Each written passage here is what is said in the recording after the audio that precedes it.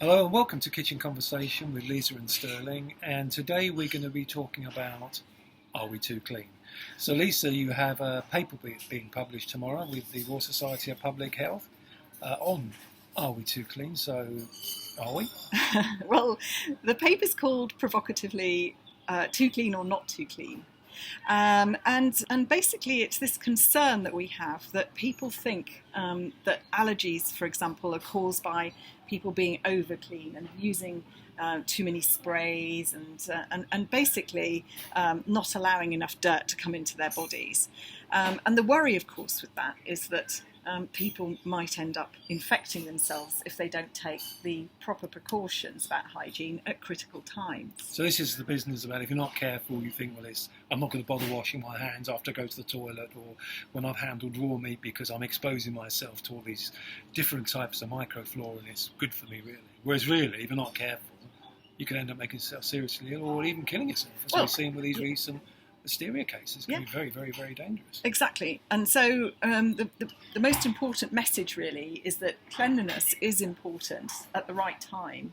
And there are certain critical events in life when it is absolutely crucial that you exercise good hygiene. And for me, one of the most important things is to reinforce the fact that people need to wash their hands before preparing ready-to-eat foods and before eating particularly with their fingers. If you think about how many people get norovirus, for example, every year, it's millions. And we can pick this up on our hands.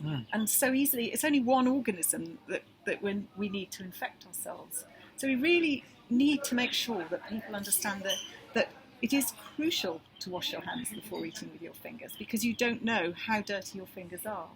So what about the 5-second rule where people say they drop something on the floor, then it's okay to eat if it's after 5 seconds? How do you feel about that? Is that being overly sensitive to dirt if you're going to throw it away? Is it perfectly safe? Well, it's nonsense really, because it doesn't matter how long something's on the floor. If the floor's dirty and it has pathogens on it and those are transferred onto your food, it doesn't matter whether it's 5 seconds or 1 second or 10 seconds on the floor, it's going to infect you if there is an infective dose that's being picked up by the food on the floor.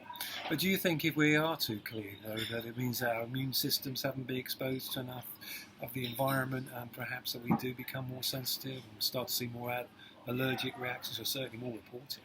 Well, that hasn't been proven, and in fact, that's a really worrying hypothesis that has actually caused a lot of problems. And the difficulty is that we know that the microbiome needs to be healthy. So in other words, the gut microbiome and the skin microbiome does need to have the sort of normal flora on it. And the depletion of the microbiome is probably caused not by people being too clean, but because people are not having, for example, if they've had a cesarean birth, if they hadn't been breastfed, if they're having very poor diet. There could be all sorts of other reasons why they're not actually why they haven't got a healthy microbiome.